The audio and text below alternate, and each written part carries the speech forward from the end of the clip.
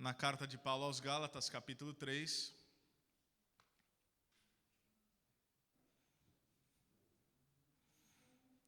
Carta do apóstolo Paulo aos Gálatas, capítulo de número 3. Gostaria de ler com vocês dos versículos 6 até o versículo 9. Dos versículos 6 ao 9. Gálatas capítulo 3, a partir do versículo 6 até o versículo 9. A palavra de Deus diz assim: Considerem o exemplo de Abraão. Ele creu em Deus e isso lhe foi creditado como justiça. Estejam certos, portanto, de que os que são da fé, estes é que são filhos de Abraão.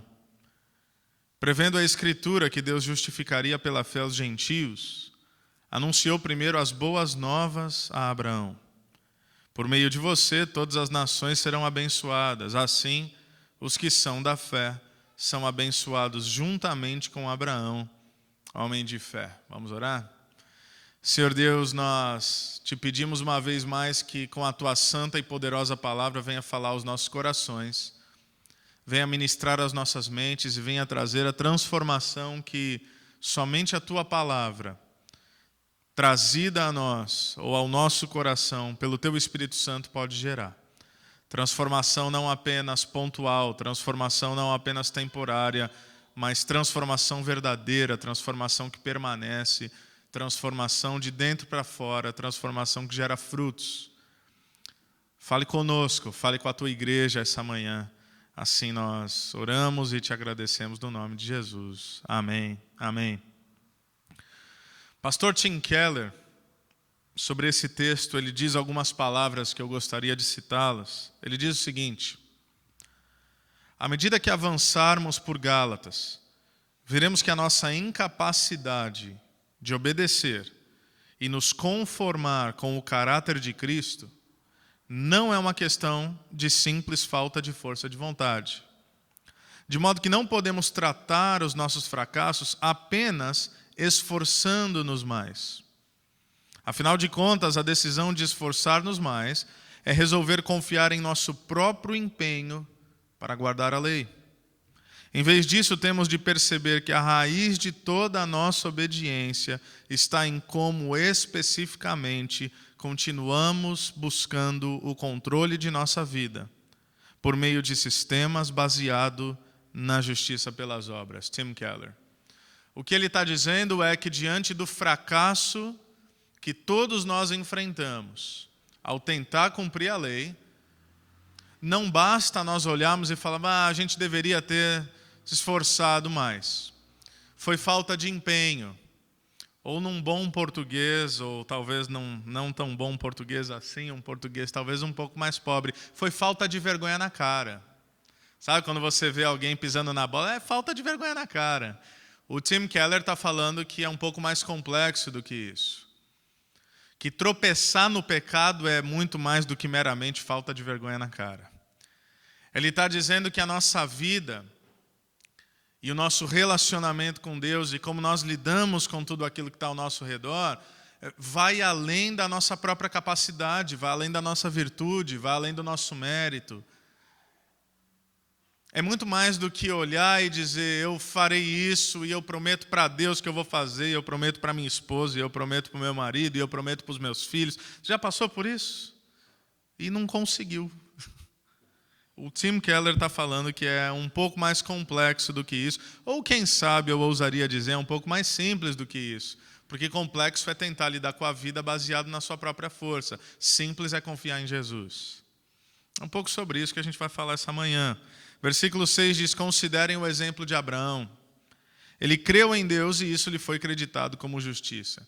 Interessante que na última semana o apóstolo Paulo ele diz, Gálatas insensatos, quem os enfeitiçou? Como é que vocês, tendo começado pelo Espírito, tentam aperfeiçoar na carne?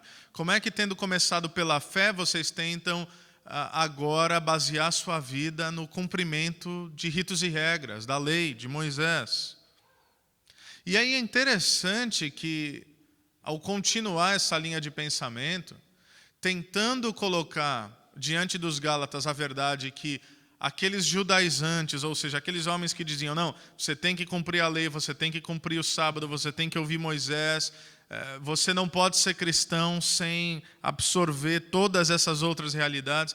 É interessante que o Paulo, ao invés de mais uma vez apontar para Jesus como ele fez, o Cristo crucificado, é o que nós vimos na última mensagem, agora ele aponta para Abraão. Ele vai falar de Abraão, que definitivamente é o grande patriarca de Israel. Aquele que é conhecido como o pai Abraão, pai de toda a nação de Israel.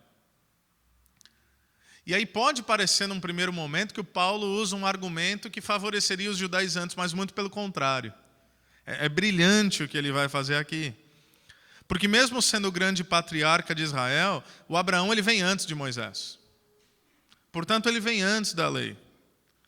E ele é conhecido, e nesse texto Paulo reafirma isso, não por aquilo que ele fez, não pelas suas obras, não pelas suas virtudes, não pela sua capacidade de sempre acertar e jamais errar. Ele é conhecido pelo quê? Pela fé.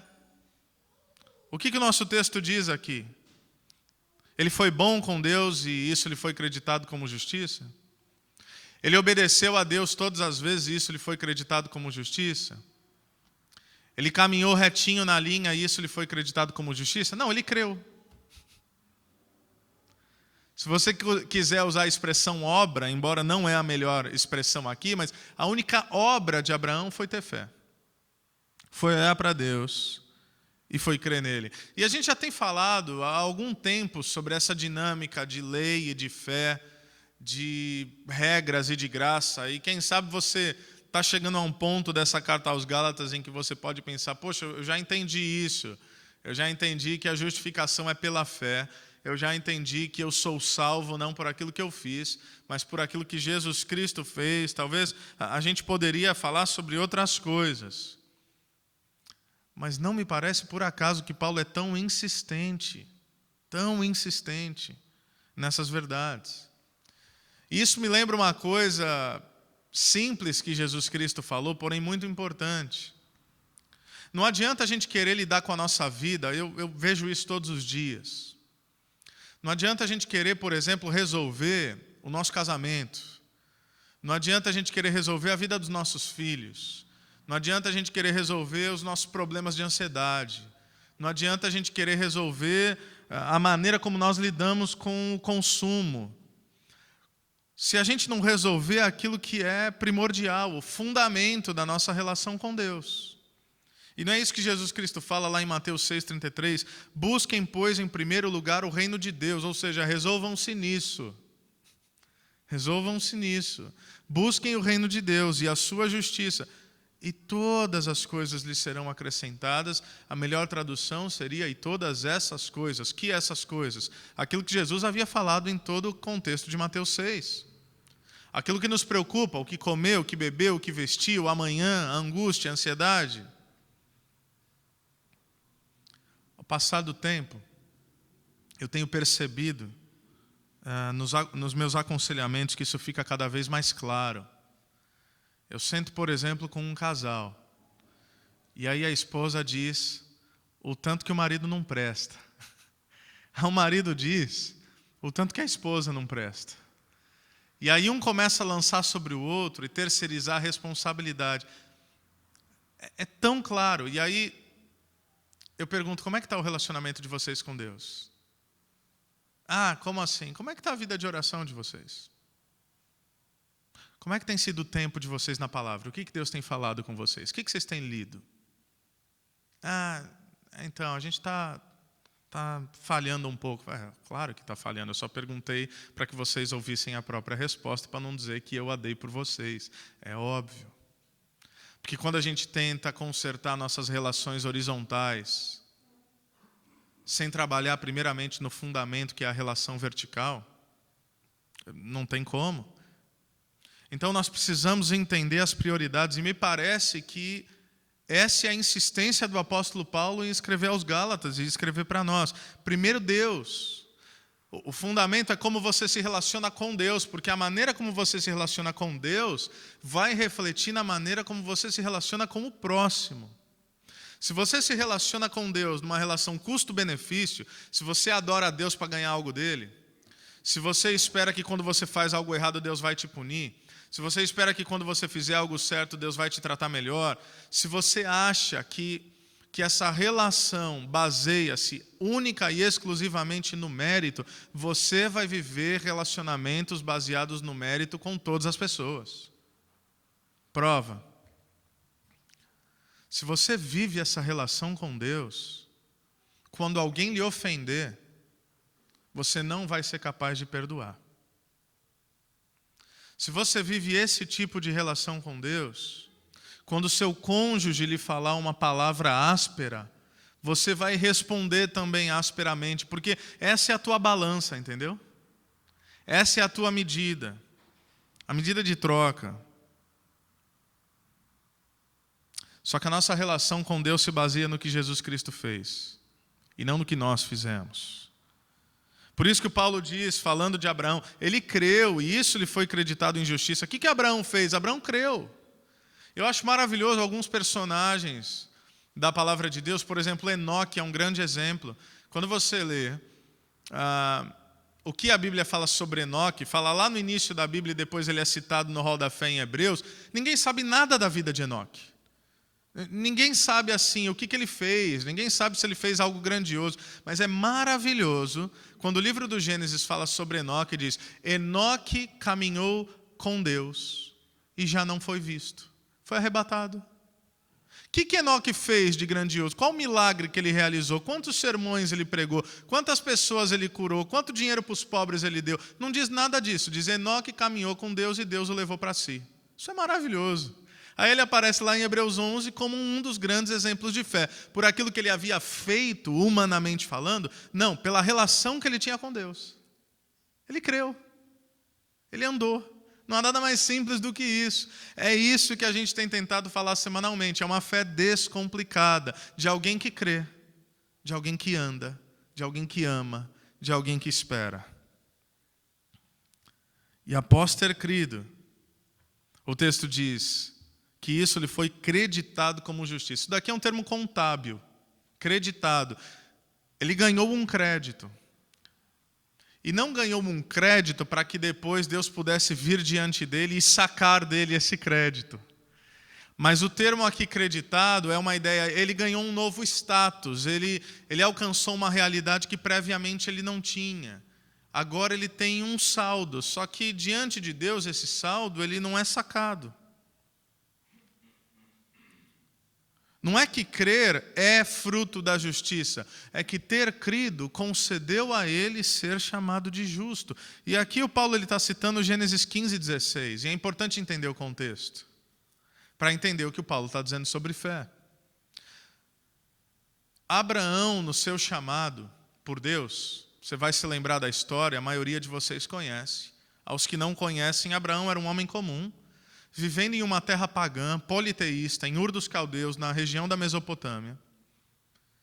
E um belo dia, Deus fala com ele. Nós não sabemos como, parece ter sido de modo audível. Deus fala com ele e Deus diz: Abraão, sai da tua terra, do meio dos teus parentes, do meio da tua família, e vai para um lugar que eu vou te mostrar. Deus não dá detalhes sobre o destino.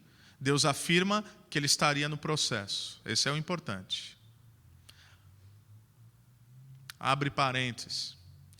Me parece que as angústias da nossa vida dizem respeito muito mais ao destino do que o caminho. Não é verdade? A gente quer saber como é que a história vai terminar. A gente quer saber, no final das contas, o que vai acontecer. Quando, na verdade, a promessa de Deus é: não se preocupe com o destino. Fique calmo, porque eu estou com você na caminhada. Isso é o que importa. Os discípulos eram assim também. Jesus fala: eu vou para o Pai. Tá, mas como é que a gente chega no Pai? Qual é o caminho? Jesus fala: como assim qual é o caminho? O caminho não é um lugar por onde vocês percorrem. O caminho sou eu. Porque ninguém vem ao Pai senão por mim. Então a gente está preocupado com o amanhã, a gente está preocupado onde é que essa notícia vai dar, a gente está preocupado o que vai acontecer na nossa vida ou na vida dos nossos filhos, a gente está preocupado. E qual é o verdadeiro chamado de fé? É Deus olhar para mim e para você como olhou para Abraão e dizer o seguinte: olha, eu não vou te dar todos os detalhes da caminhada, mas eu vou te garantir uma coisa, eu vou estar contigo em cada passo. É isso que Deus disse para Abraão: vai para uma terra que eu vou te mostrar. Qual era a pergunta óbvia? Que terra? Relaxa, no caminho eu te mostro. O importante é você saber que eu estou do teu lado. E aí isso avança, porque isso acontece em Gênesis 12. Mas lá em Gênesis 15, 16, que é a citação aqui, qual é a situação? Abraão já estava em idade avançada. Ele não possuía nenhum filho. Sua esposa, Sara, era estéril. E aí vem Deus e fala: Abraão, tenho uma promessa para você. Repito as condições: Abraão idoso, a esposa idosa, a esposa estéril, nenhum filho até o momento, tá? Não é que ele tinha ali uma penca e tá, vamos ver o que Deus faz. Não, nenhum filho. Deus fala: Abraão, eu tenho uma promessa. Abraão fala: é mesmo, Deus? Qual é a promessa? Olha as estrelas do céu, tá vendo? Tão numerosas que você não pode nem contar. Então, a tua descendência vai ser dessa maneira, você não vai dar conta de contar. Vai ser muita gente, Abraão. Imagina você. Fala: não, tá bom, Deus, cadê as câmeras? É pegadinha, o que está acontecendo? Assim, senhor, já entendi que o senhor tem senso de humor, mas vamos lá, vai, não brinca comigo, não. O senhor sabe que meu sonho é ter filhos? Meu sonho era ter um filho, o senhor está falando que eu vou ter um monte de filhos. Essa não é a reação de Abraão. Quem sabe lá no íntimo ele pode até ter pensado. Mas ouso dizer que não, porque não é essa a manifestação e a implicação da palavra. Abraão creu. Inclusive, quando é falado de Abraão lá em Hebreus, fazendo comentários sobre esse texto, ele esperou contra toda esperança. Olha, que incrível a construção dessa frase. Esperar contra a esperança. É esperar no meio do desespero. E não é esperar como alguém que aguarda. Não é esperar do verbo aguardar. É esperar do verbo esperançar. Eu tenho esperança. E por que eu tenho esperança? Não é uma esperança apenas como uma torcida. Não é talvez isso aconteça. Não, eu tenho convicção. Pergunta: o que o Abraão poderia fazer aqui pela sua própria capacidade, sendo ele já idoso, sendo a esposa já idosa, sendo a esposa estéril? O que ele podia fazer? Nada. Qual era a única alternativa que lhe restava? Embora ele poderia ter rejeitado essa alternativa, a única coisa que ele poderia fazer é crer. Crer, primeiramente, em quem Deus era. Esse Deus que agora se manifesta a ele. Mas também crer que Deus cumpriria aquilo que ele mesmo havia prometido. Ou seja, ele escolheu crer na natureza fiel de Deus. E eu amo um texto quando Paulo escreve a Timóteo, falando sobre a fidelidade de Deus. Que não é uma fidelidade condicional à nossa fidelidade, senão nós estávamos perdidos. O texto diz que ele permanece fiel mesmo quando nós somos infiéis, pois ele não pode negar-se a si mesmo. Por que Deus não pode ser infiel em resposta à minha infidelidade? Isso seria justo, não seria? Mas então, fidelidade é parte do caráter de Deus, ele não pode negar-se. Não tem como ele responder à infidelidade com infidelidade, porque ele é totalmente fiel. Então quando nós entendemos isso, que a nossa relação com Deus, a nossa salvação, porque é disso que nós estamos falando, depende do que Deus faz e não do que eu faço, a não ser na perspectiva de um arrependimento. Porque eu me arrependo do meu pecado, eu percebo quem eu sou, e aí eu coloco a minha fé na pessoa de Jesus Cristo. Quando eu entendo isso, elimina-se qualquer comparação e qualquer justiça própria. Porque como eu creio que eu disse a vocês aqui, não sei se foi no domingo, de manhã à noite, se foi quinta, foi em algum momento eu disse isso para alguns de vocês. Estava outro dia com algumas pessoas, e aí um amigo falou assim: pô, Diego, cara, pensando bem, eu acho que eu sou um cara bom, assim. Falei: é mesmo? Baseado no quê, assim? Ah, cara, eu sou um cara honesto, sou um cara íntegro, não faço mal para ninguém, não mato, não roubo, não faço... aquela lista padrão, conduta moral. Aí eu levei ele para a lei. E aí, Jesus explicando a lei, ele diz o seguinte, ó, não matarás. Aí você ouve isso e fala, pô, estou tranquilo. Nunca matei ninguém, estou tranquilo. Aí Jesus complica, porque ele fala, então, mas se você já teve raiva, se você já odiou alguém no teu coração, pecado de assassinato. E ferrou. Então, é isso aí mesmo que eu queria mostrar, ferrou. E por aí vai. Então, não há mais justiça própria. Porque quando eu digo eu sou bom, eu tenho que ter uma medida de comparação, eu tenho que ter um parâmetro. Comparado com um sujeito lá que, diante da sociedade, é um sujeito, um criminoso, um infrator, é claro que eu vou me sentir melhor do que ele. Então, sentir-se melhor do que ele é ter a ilusão de que sou bom. Só que a medida de comparação para Deus não é o criminoso, é Jesus. Então eu tenho que me comparar com Jesus. E diante de Jesus, ninguém é bom. Acabou a comparação. Alguns cristãos ainda hoje insistem em comparar-se, porque eles não olham para o seu próprio pecado. Ou às vezes o seu pecado visto no outro sempre parece mais agressivo, sabe? Então eu não vejo as minhas faltas, eu não vejo as minhas falhas, eu não vejo as minhas transgressões, mas eu sou ávido em perceber as falhas dos outros. Falo, tá vendo o que aquele fez, o que aquela fez, o que aquele... Meu Deus do céu, quando nós estamos diante da manifestação de quem Deus é, a gente já não tem coragem de apontar os pecados dos outros. A gente tem só apenas a possibilidade de dobrar nossos joelhos no chão, olhar para Deus e falar, tem misericórdia de mim que eu sou pecador. Ai de mim. Todos aqueles que estão diante de Deus, na palavra, nas escrituras, você vê vários personagens, diante de Deus não há possibilidade de nenhuma outra fala, senão, ai de mim, o Senhor é muito santo e eu sou muito pecador, tem misericórdia. Tem gente que cai como morto. E aí Deus fala, não temas, não precisa ter medo. A minha santidade não te repele, porque eu não te acolho na minha santidade, eu te acolho no meu perdão. Essa é a manifestação divina. Se Ele nos acolhesse na sua santidade, a gente assim desintegrava. Mas Ele não acolhe na santidade, Ele acolhe no perdão. Para que, tendo sido acolhidos pelo perdão, aí sim a gente possa entender o que significa viver de modo santo. E é isso que o Paulo vai nos ensinar. Acaba com toda comparação. Imagine, por exemplo, que há um naufrágio. 3 homens caem ao mar, mas assim, no meio do oceano. Não tem ilha perto, os continentes estão longe, mas no meio do oceano.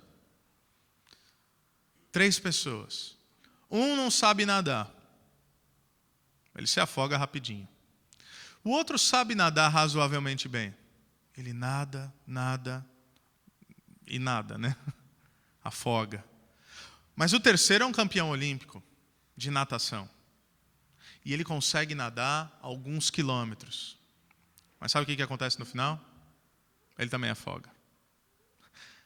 Essa é a tolice da nossa comparação baseada em justiça própria. Não importa se você não sabe nadar, se você nada um pouco melhor ou se você é um campeão olímpico. Todo mundo nesse oceano vai afogar. Ninguém consegue. Porque não é pela nossa virtude. Não é pelo nosso mérito. É por isso que a dinâmica do Evangelho é diferente da dinâmica da lei. Na lei funciona mais ou menos assim. Eu tento viver uma vida justa, a minha vida agrada a Deus, e aí talvez Ele me aceita. A dinâmica da graça por meio da fé é exatamente o inverso.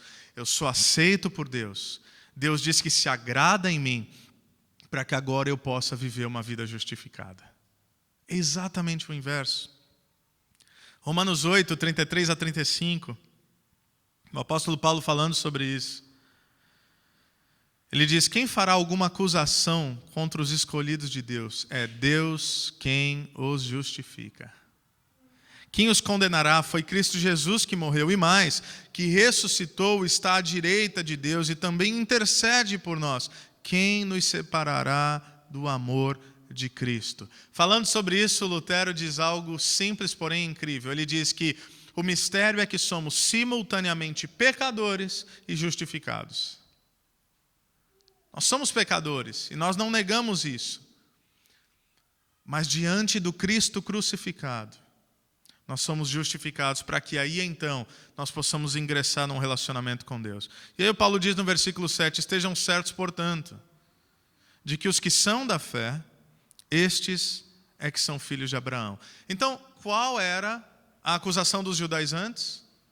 Vocês têm que voltar para a lei, vocês têm que ser judeus de verdade, vocês têm que seguir os ritos e regras. Então o que o Paulo faz? Brilhantemente. Vocês querem falar sobre o que significa ser um verdadeiro judeu ou um filho de Abraão? Então deixa eu falar o que é ser um filho de Abraão. E aqui ele traz uma descendência não apenas genealógica, ele traz uma descendência de conotação espiritual. Porque os judeus pensavam que eram salvos apenas por serem judeus. Nasci em Israel, estou salvo. Nasci nesse ambiente, estou salvo. Aliás, fica aqui algo relativamente óbvio, mas nesse Dia das Mães, um alerta para todas as mães e todos os pais. Não é porque você, mãe ou pai, colocou sua fé em Jesus, que seu filho também o fez. Não é porque você é cristão, não é porque você é discípulo de Jesus, que automaticamente o seu filho nasce cristão. Deus não tem neto assim, Deus só tem filho. Então não há um processo genealógico. Por isso que nós temos o enorme desafio de ensinar a criança no caminho em que ela deve andar. E orar para que a nossa fé, em algum momento, se torne a fé dela, que o nosso Deus se torne o Deus dela. Os judeus pensavam que apenas a geografia e o ambiente no qual eles estavam trazia para eles essa possibilidade, ou melhor dizendo, a certeza de salvação. Mas Paulo ele vai falar de uma descendência simbólica, uma descendência espiritual que acontece o quê? Pela fé. E eu quero destacar duas coisas aqui sobre isso. Primeiro, quando essa descendência espiritual acontece? Quando nós cremos na promessa do Evangelho. Isso é mais do que simplesmente crer em Deus. Lembra que Tiago fala sobre isso? Que crer até os demônios creem e tremem. Então não é crer na existência. Eu não vou falar tanto sobre isso porque eu já citei no domingo passado. Mas eu disse que no Brasil, assim, todo mundo crê em Deus. Quase todo mundo diz. Você crê em Deus? Creio. Você crê em Jesus? Claro. O que não significa que essa pessoa tenha um relacionamento com Deus, um relacionamento com Jesus. Eu estou falando de crer na promessa do Evangelho como uma fé que afeta radicalmente a nossa vida. E talvez você já tenha ouvido essa história, mas é como um homem que diziam, era um equilibrista, e sabe aquela coisa de ir de um lado para o outro em uma corda. E aí é dito que ele cruza ali as cataratas do Niágara. Faz um espetáculo, imprensa aquele negócio todo, ele fala, eu vou cruzar me equilibrando. E o pessoal, vai lá, vocês creem que eu consigo? Creio. Vocês estão torcendo por mim? Então, vocês têm certeza que eu vou conseguir? Sim. E aí ele vai e ele consegue. Todo mundo, maravilhado. Ele fala, agora eu vou fazer diferente. Eu vou cruzar novamente, mas não apenas sozinho, eu vou cruzar com um carrinho de mão. E aí as mesmas perguntas. Vocês creem que eu consigo? Com certeza. Vocês creem que eu vou chegar do outro lado? Sim, nós cremos. Vocês colocariam seu voto de confiança em mim? Sim, colocaríamos. Quem vai entrar no carrinho?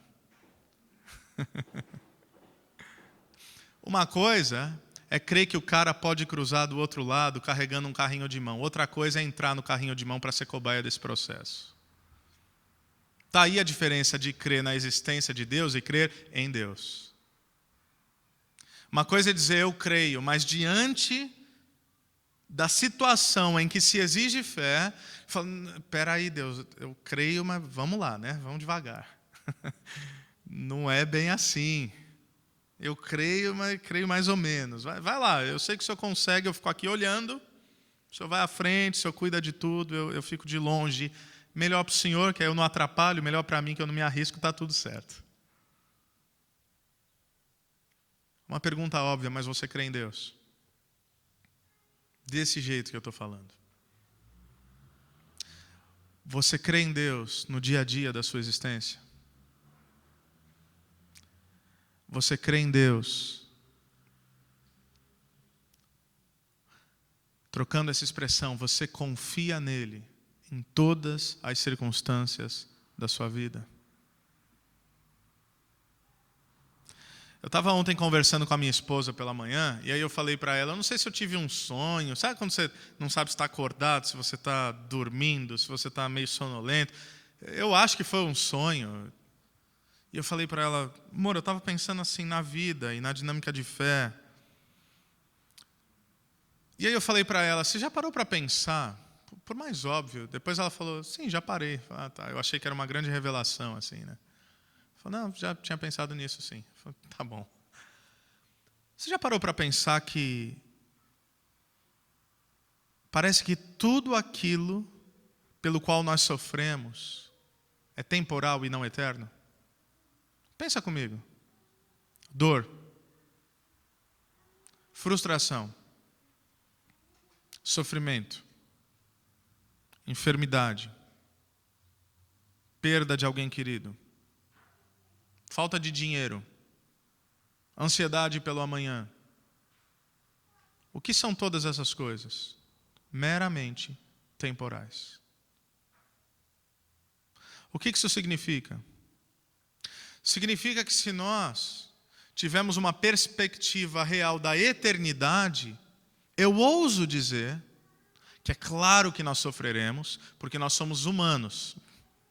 Ser humano se frustra, ser humano se angustia, ser humano tem dor, ser humano chora pela perda. E Jesus disse que nesse mundo teríamos aflição, mas se nós mantivéssemos sempre os nossos olhos naquilo que é eterno, eu ouso dizer que seríamos muito menos afetados por aquilo que é temporal.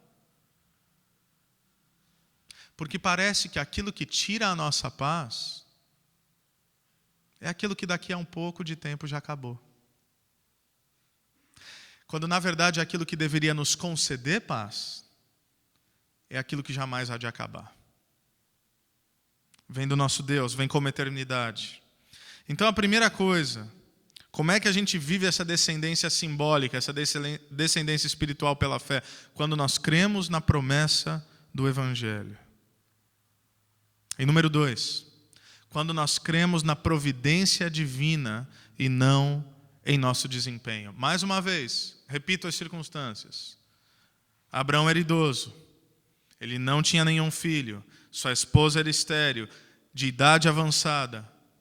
O que ele fez? Ele creu que Deus poderia agir independente de sua capacidade. Existem momentos na nossa vida onde não há qualquer outra possibilidade senão a constatação da nossa impotência. E quando nós lidamos com situações onde nós nos sentimos impotentes, normalmente e humanamente falando, nós nos sentimos péssimos. Por quê? Porque nós gostaríamos de ser onipotentes. Porque nós gostaríamos de ter todo o poder. Porque no fim o nosso pecado é o mesmo de Eva, que quis ser Deus. Conhecedor do bem e do mal, controlador de todas as coisas. É por isso que sair da rotina nos traz tanta dificuldade. É por isso que lidar com um problema, com um acidente, com algo inesperado, nos tira do eixo da vida. Porque nós queremos ter o controle, nós queremos a onipotência. Mas deixa eu te dizer uma coisa. Usufrua de momentos como esse para reafirmar a sua total dependência a Deus. Porque diante da nossa incapacidade, é que nós temos de fato a oportunidade de vivenciar uma vida de fé. Os versículos 8 a 9. Prevendo a Escritura que Deus justificaria pela fé os gentios, anunciou primeiro as boas obras a Abraão. Por meio de você, todas as nações serão abençoadas. Assim, os que são da fé são abençoados juntamente com Abraão, homem de fé. Então Paulo está falando dessa descendência, porque a promessa feita a Abraão é uma promessa também feita a mim e a você. Por meio de você, todas as nações serão abençoadas. Ou seja, começa em Abraão, mas termina nos confins da terra. Começa em Israel, mas alcança o mundo. alcança a humanidade, todas as nações, todas as famílias da terra. Assim, os que são da fé, ou seja, nós, são abençoados juntamente com Abraão, homem de fé. Em primeiro lugar, essa promessa era a promessa da vinda do Messias. Não é uma bênção qualquer. Não é uma bênção como é vendida aí no mercado da fé. Não, se você tiver fé, Deus vai te abençoar. A bênção no qual esse texto fala é Jesus, a bênção maior, a salvação. A promessa a respeito da nossa salvação. Uma promessa que afetou radicalmente a vida de Abraão. Sim, é verdade que ele não tinha feito nada para merecer isso. Mas diante dessa promessa, e isso que eu gostaria que nós pensássemos, a vida de Abraão é radicalmente afetada. Ele não recebeu essa promessa por nada do que ele havia feito, mas ter colocado sua fé em Deus e na promessa da salvação vinda de Deus transformou a sua história. É uma fé ativa.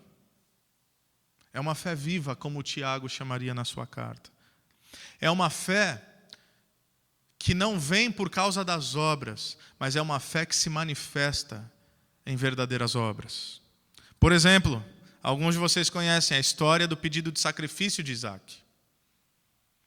Bom, Deus finalmente, pulando lá para frente na história, Deus dá o filho a Abraão de modo milagroso. E aí, quando Deus dá o filho para Abraão, você fala, bom, então beleza. Aquilo que era impossível aconteceu, então agora vai. Aí Deus chega um dia assim para Abraão e fala, ô Abraão, Isaac, teu filho, faz o seguinte, leva ele lá no monte e sacrifica. Quê? O Senhor me promete um filho. Minha esposa chega até em algum momento duvidar, quando você lê a história. Tem uma hora que os anjos se manifestam, a Sara dá risada, e o riso dela é quase de um riso assim, de deboche. Ela vai dar à luz a um filho. Ela está ouvindo assim, meio pela fresta da cortina. Aí quando ela ouve os anjos falando, ela diz, opa, o que você está rindo aí, minha filha? Interessante, lê a Gênesis. Mas acontece. O filho vem. E aí o filho da promessa, Deus o pede. Que brincadeira de mau gosto é essa? Dia das Mães. Deus pede o seu filho. O que Abraão faz? A mesma coisa que ele fez lá em Gênesis 12. Ele arruma as malinhas dele e ele sai andando. Não porque ele está preocupado com o destino, mas porque ele tem a convicção que Deus continua no caminho. 3 dias de viagem. Lá pelas tantas, o menino olha, e eu falo menino porque assim, não era uma criancinha não, o texto indica que já era adulto Isaac. Isso mostra também a submissão dele, que no Antigo Testamento é uma tipologia do próprio Cristo, mas sobre isso a gente fala um outro dia.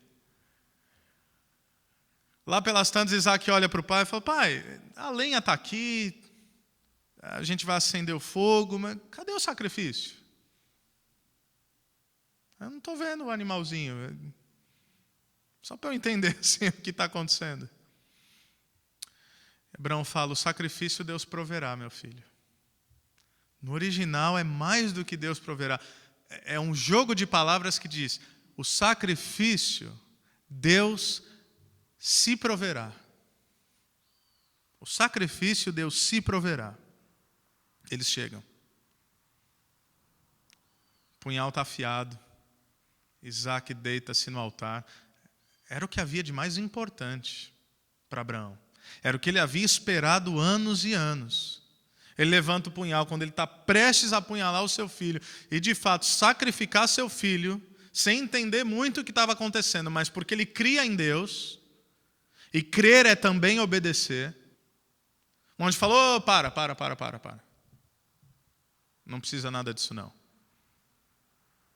Está tudo certo. Deus não quer que você faça isso.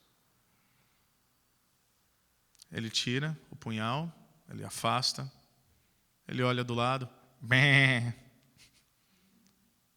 parece um cabritinho. O Senhor provê o sacrifício como Ele sempre há de prover.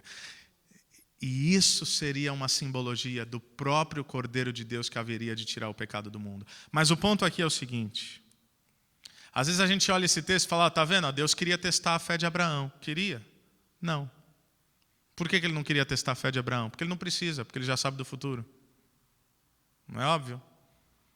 Deus já sabe o que ia acontecer. Portanto, Deus já sabia que Abraão iria obedecer. Então, se Deus sabia que Abraão iria obedecer, Deus está brincando, às vezes, com os nossos sentimentos. Assim, Ele coloca situações diante de nós para que a gente sofra e, no fim, não acontece nada. É isso que Deus faz? Não, não é isso que Deus faz. Ele já sabia que Abraão teria a fé necessária para obedecê-lo, mesmo no meio da dificuldade. Quem precisava saber dessa fé não era Deus. Quem precisava ser relembrado da fé era o próprio Abraão. No momento da dificuldade, a gente não surpreende a Deus com nossa fé. No momento da dificuldade, a gente lembra que tem fé em Deus. É totalmente diferente. Para que na próxima dificuldade, a gente possa olhar para trás e falar: eu posso ter fé porque Ele foi fiel até aqui. Ele nunca me desamparou. Às vezes nós vivemos situações que nós pensamos, não, com certeza. Outro dia eu falei com uma moça, eu falei, o que você acha que Deus está fazendo nisso? Ela, Deus quer testar minha fé. Eu falei, não é isso. A situação dela não era legal. Eu falei, não é isso. Eu falei, como assim não é isso? Eu falei, pensa melhor. Não, Deus está querendo me ensinar sobre paciência. Eu falei, eu também acho que não é isso, pensa melhor. E aí ela falou, pensando bem, e ela falou algo muito pessoal. Ela falou, eu acho que eu tenho essa dificuldade, e eu acho que diante dessa situação, Deus está me relembrando dessa realidade. E eu falei, agora eu acho que você está certa. Sem enganos e sem superficialidades diante de Deus. Deus quer usar as circunstâncias para nos fazer perceber que não há nada mais importante do que simplesmente crer nele. Isso é viver pela fé. Isso é dar salto de fé. Isso é sair da nossa zona de conforto. Porque às vezes parece que nós vivemos um cristianismo muito confortável. Onde quando eu percebo que algumas coisas começam a me afetar, eu, volto para a minha zona de segurança. Você vive como alguém que de fato crê em Deus. Você assume os riscos da fé. Então, fazer parte dessa descendência espiritual é ser lembrado que fomos alcançados pela salvação. Mas, em segundo lugar, e eu fecho com esse ponto, a descendência espiritual de Abraão é também um lembrete da nossa missão como cristãos. Deus está olhando para Abraão e falando, Abraão, através de você, todas as famílias da terra serão abençoadas. Através de você, todos os outros serão abençoados. Abraão, a minha promessa para você é que por você ser abençoado, você vai aprender o que significa abençoar. Abençoado para abençoar. Abraão, a minha promessa é que Jesus há de vir. E agora, porque você sabe disso, viva por essa realidade. Qual é a promessa para nós? Jesus veio. Nós fomos abençoados. Para quê? Para abençoar. Para que através de nós, as famílias da terra sejam abençoadas. Um Deus que se revela a nós, para que através de nós, Ele também possa ser revelado àqueles que não o conhecem. Que Deus nos ajude a viver pela fé. Única e exclusivamente pela fé. Porque nós já tentamos viver pelo nosso esforço e não deu certo. Então que o convite essa manhã seja de você, de fato, depositar toda a tua fé em Deus, não como simplesmente crendo que Ele existe, mas permitindo que isso afete radicalmente a sua história e transforme radicalmente a sua vida todos os dias. Lembrando que, em primeiro lugar, como eu disse aqui, somos lembrados que fomos alcançados pela salvação, mas também somos lembrados que Deus nos deu o privilégio de ter uma missão. Amém? Quero chamar o pessoal do louvor aqui à frente, enquanto nós oramos. Senhor Deus e Pai, nós te agradecemos por esse lembrete que o Senhor nos concedeu. E que diante das dificuldades das nossas vidas, nós possamos responder em fé. Que diante do tempo de calmaria, nós possamos continuar caminhando em fé. Porque a fé não é apenas para o sofrimento e para a dor, a fé é o fundamento da nossa relação contigo. Obrigado pelo exemplo de Abraão, obrigado pelo exemplo de tantos outros homens que nos deixam um legado do que significa verdadeiramente viver pela fé. Há tantas coisas que nós tentamos e falhamos. Como disse Tim Keller, pelo nosso esforço, por tentar esforçarmos-nos mais, nós estamos cansados de falhar. Pela tentativa de sermos onipotentes, nós queremos nos prostrarmos diante da cruz. Nós queremos olhar para Jesus Cristo, o autor e o consumador da nossa fé, e dizer: Senhor, se não for o Senhor em nós, nós nada podemos fazer. Aumenta a nossa fé, tal como pediram os discípulos, porque isso é dom divino, é fruto da graça. Assim nós oramos no nome de Jesus. Amém.